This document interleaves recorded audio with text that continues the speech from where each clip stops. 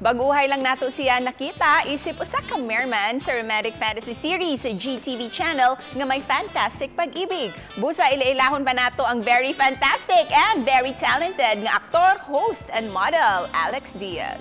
Mayong buntag, Alex! It's so nice to have you here sa GMA Regional TV Live.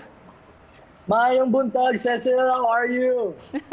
Eto, mabuti at pinaganda mo talaga yung umaga namin, Alex. Ikaw, kumusta ka na?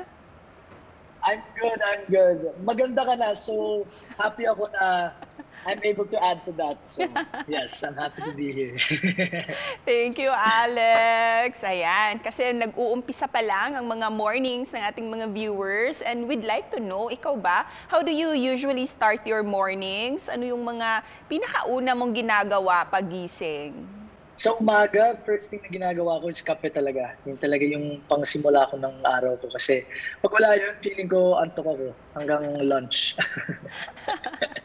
Ayan, kape lang, very empowered na tayo, ano? And of course, itong interview natin, I'm sure it's gonna empower everyone as well.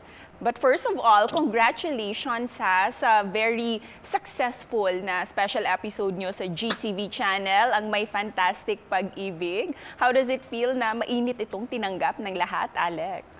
Grabe yung pag-welcome sa akin sa GMA, hindi ko in-expect. Akala ko, ang purpose ko dun sa project is, of course, to show people in the Philippines, especially people who wala pa silang nakikita sa TV, yung makarelate sila, is to show them more forms of love. Really nice to see na maganda yung reception, na maraming nag-enjoy. Kaya naman maraming kinilig sa tambalan yun ni Yasser Marta. Ikaw ba, Alex? Are you open to be paired up with him again? Yes, of course. I mean, palagi ako tinatanong kung sino yung gusto kong makatrabaho sa mga love team sa GMA, maging babae man o lalaki.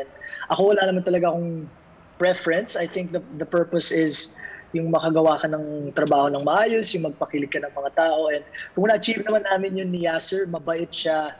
Siyempre may look si Yasser, gwapo siya, and magaling siyang umarte. So, bakit naman, why not? At bilang welcome na welcome ka dito sa Kapuso Network, Alex, sino-sino pa to yung mga Kapuso artists na gusto mong makatrabaho soon?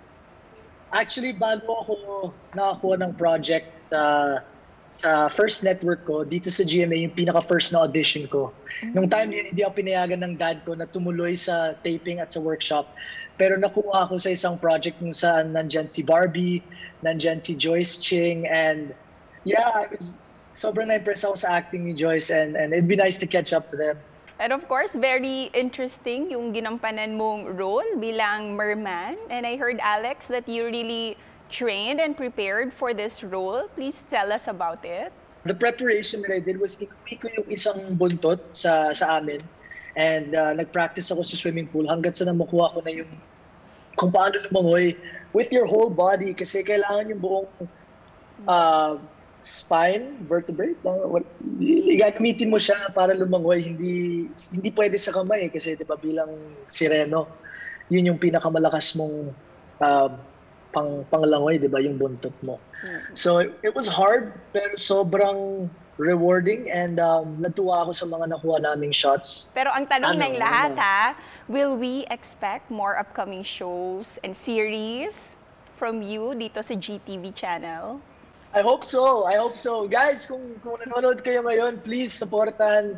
Maraming salamat sa suporta, and kung may projects pa na matuloy or may magkaroon pa ako ng projects, please don't forget to support kasi ganun sa GMA talaga eh. Talagang binibigyan ng chance, at pag maganda yung naging reception, pag maayos yung naging trabaho, hindi posible na magkaroon ng isa pang project. Ano yung mga projects or roles na gusto mong subukan? Yung mga hindi mo pa nagagawa dati? Alam mo, Cecil, wala akong preference sa role actually. But what I do see now, I would love to do like suspense, horror, all of those kinds of things. But what I do see now is in the BL genre, marami pang kulang eh. Pagdating, it's very much centered on pagmamahal lang. But it would be nice to see more queer content like two women, two men, like, but not just about love. Alam mo yun, parang may horror din, parang hindi lang based sa love, or may suspense din. Alam mo yun, parang magkaroon tayo ng universe kung saan hindi importante kung sino yung minamahal mo kasi hindi naman talaga importante. So siguro kung gusto ko pang magkaroon pa ng mga roles, yung mga roles na more people na wala pang representation sa TV. And we look forward to that, ha? At sa mga future projects and guestings mo dito sa Kapuso Network, Alex. So please give your message para sa mga fans mo dito sa Cebu at sa buong Central at Eastern Visayas. Maraming salamat sa pagsuporta sa aming proyekto. Amin Yasser, Direk Adoc, Joe Perry, Skelly Clarkson, Cecil Paz, lahat ng bumubuo ng My Fantastic Pag-ibig. Maraming salamat sa inyong lahat for enjoying, for sharing the story of Lantis and the story of Net, and for celebrating love, whether it's romantic, friend love, family love.